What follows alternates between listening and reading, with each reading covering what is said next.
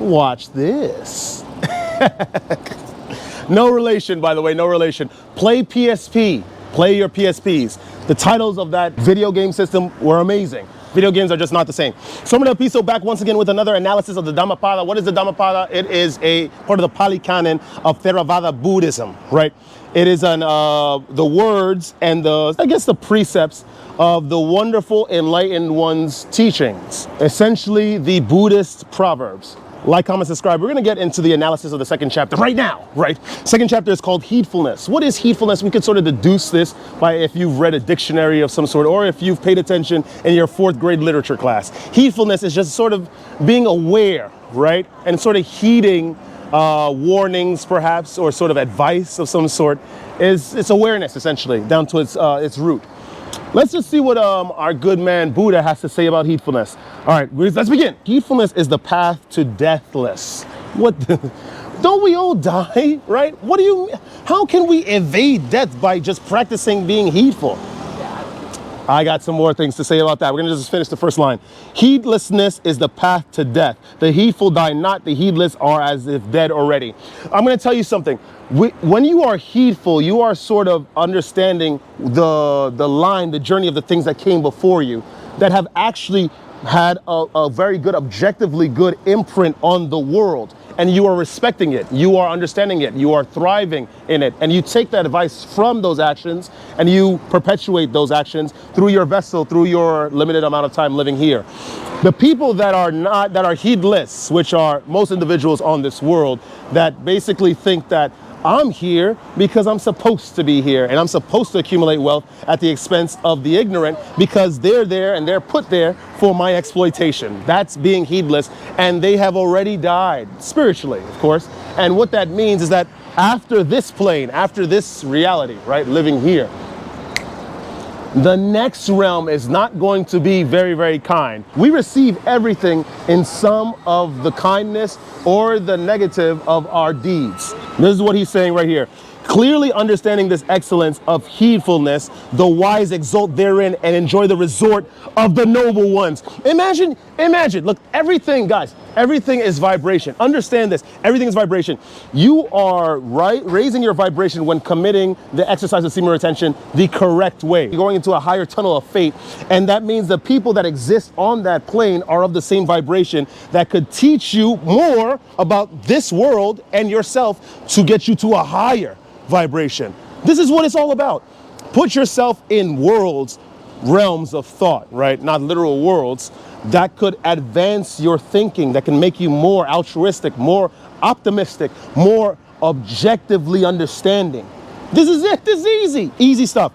The wise ones, ever meditative and steadfastly persevering, alone experience nirvana, the incomparable freedom from bondage.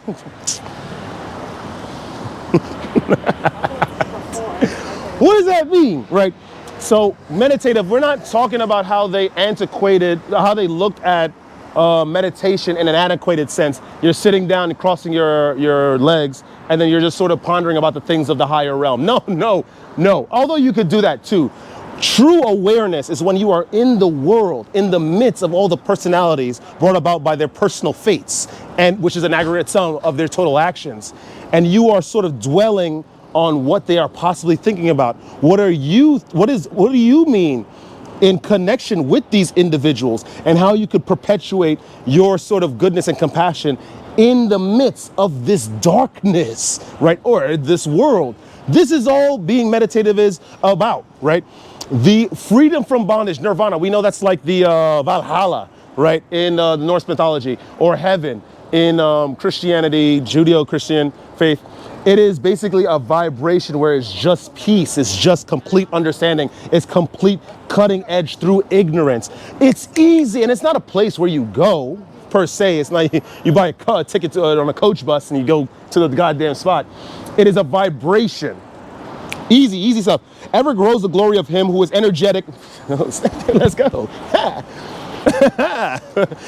Ever grows the glory of him who is energetic. I like this. Where does energy come from? It comes from a complete, resourceful austerity net measure imposed on the finite energy that we have existing in this finite basis reality. You're not throwing it towards sex. You're not throwing it towards perpetuating families, which put a stress on the finite resources of this finite space. You are not pushing it to that energy towards trying to exploit the ignorant that don't know anything about the objective reality. You're not doing any of that. What you're doing is you're using that finite energy in order to ascend, in order to improve your standing here, right? I just realized I have my goddamn phone in my pocket. Give me 1 second. Ever grows the glory of him who is energetic. I love that phrase. It's like someone's actually giving me kudos. I'm not searching for it, but it's nice to always know that your actions are appreciated. Ever grows the glory of him who is energetic, mindful, right? Pure in conduct. That means all of your actions are not perpetuating negative karma, which comes back as a consequence in this life or the next. We all must pay, all of us. All of us. No one is special. Not even Jesus was special. But he's done a very, very good job at clearing his karmic debt. I'm going to tell you that right now. Pure in conduct, discerning, self-controlled, righteous, and heedful. This is all towards, having, being self-controlled and being pure in conduct. If you're pure in conduct, well, if you're self-controlled, which is the one that is primary, all of those good things come about because it's easy. When you are self-controlled, you deduce that bad actions will have horrible consequences. Even worse, by knowing that those actions are bad and you're doing it willingly. By effort and heedfulness, discipline and self-mastery, let the wise one make for himself an island which no flood can overwhelm. What does that mean? He's always talking all these parables, man. When you are, let's talk about it in relation to semen retention, because we know that the wonderful enlightened one, the crowned one, Buddha, was celibate. Just keep that straight. When you are celibate, when you are on semen retention, you automatically become self-controlled because you are not suppressing, because suppression leads to eventual release. You are transmuting that energy into something way more powerful, something positive. And then through that, you are developing aspects of yourself that can inspire other people through the vibrations of your aura, which rise and rise the longer you are in this practice, eventually creating an island which no flood can overwhelm. Not a literal flood, of course we know this. I'm gonna hope that you guys understand that these are all metaphors. They're talking about the flood of new doctrine, the flood of contemporary politics, the flood of degenerative lifestyles, all of this. The foolish and ignorant indulge in heedlessness, but the wise one keeps his heedfulness as his best treasure. Of course, that best treasure is second to the energy saved on semen retention and celibacy, but they are both one and the same. They're all part of the same goddamn chest of gold, right? True gold. Do not give way to heedlessness. Do not indulge in sensual pleasures. Only the heedful and meditative attain great happiness. What the heck is great happiness? We're not talking. I'm going to tell you something in this life. It's going to be a little controversial. Do not listen to what any of these role models tell you about starting a family and having real estate as being the summit of happiness. That is nothing. Seeing your seed walk into this world that is degenerating by the day is not true happiness. That is all basis, that is all animalistic pleasures, and it brings nothing. It does not clear out your karmic debt by starting a family. It does not. In fact, you are tying yourself even more to pain. You are tying yourself even more to suffering. This is just what happens. The free, liberated man is a man that can control his sexual pleasure, his sexual desire, and is heedful. That means that you are compassionate about the world. The people that do wrong to you, you do not do wrong to them. You smile, you understand this part of living in this finite reality, and you move on with your life. And by enveloping that understanding in your core, that is true, supreme bliss. This is what Buddha's walking around with too. And of course, to perpetuate that, do some pull-ups, do some deadlifts, channel that anger, right, into something that benefits the physical body. That's also assists with true bliss. We're gonna get into that in another video.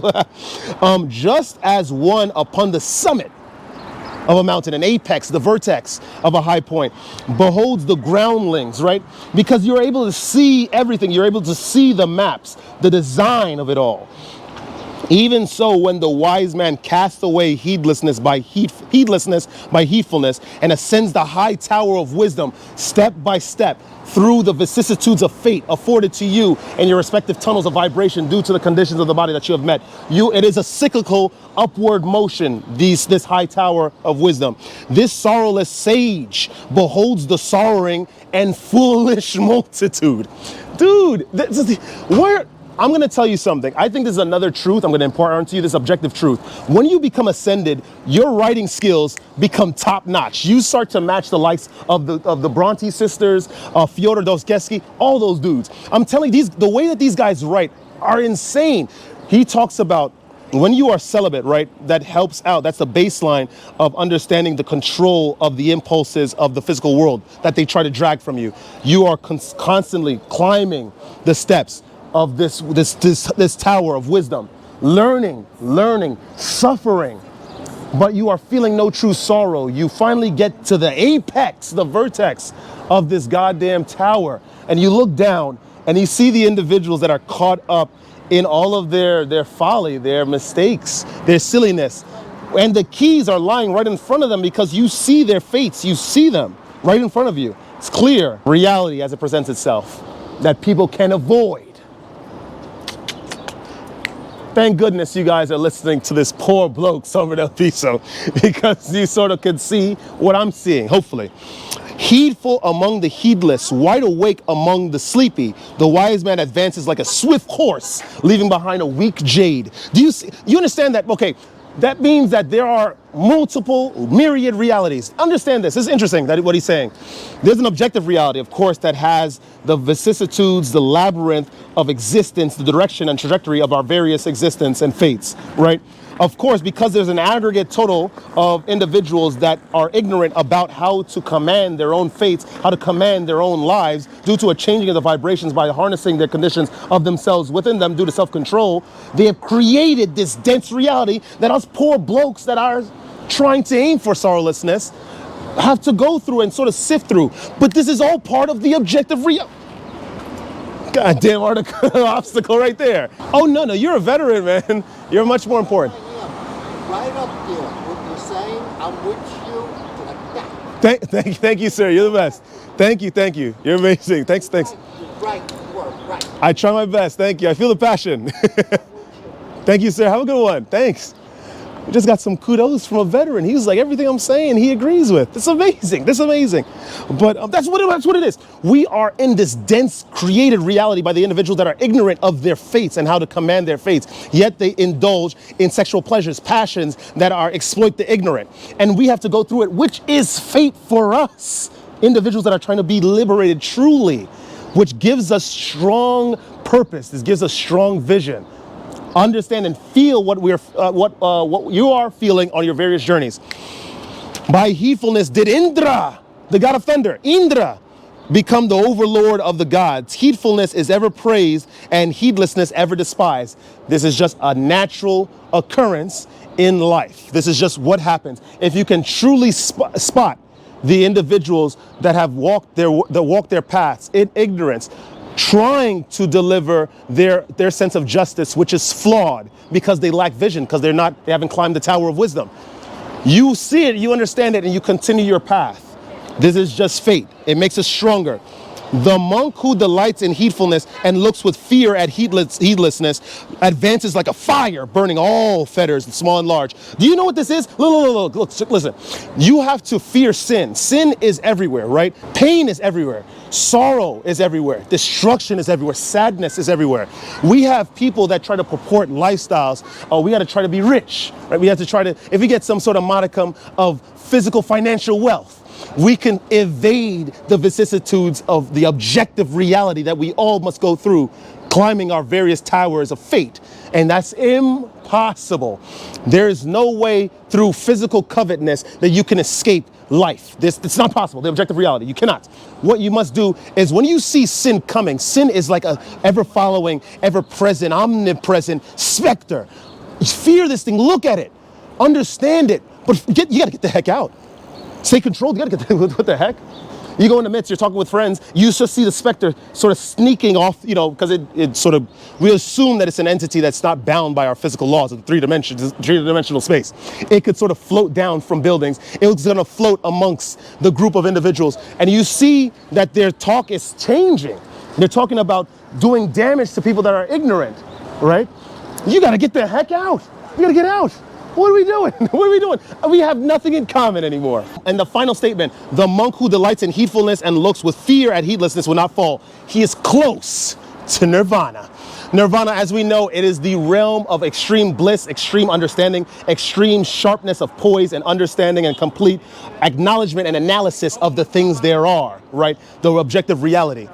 When you are close to nirvana, right? Well, remember, if you're in proximity of a wild vibration that only inspires joy and light, there's no way that you will not be drawn. It's almost the same as being, it's the Earth's or the orbit of a planet, right? The gravitational pull of being within a planet's orbit. When you are close to something that has a powerful vibration, you have no choice but to go to that thing, because it has its own orbit, it has its own gravitational pull. With that being said, that's all I have to say about Heedfulness, man. If you guys enjoy that kind of content, like, comment, subscribe, share the video with some peers. Don't ever let this place get you down. We know that the individuals in this place, I say it all the time.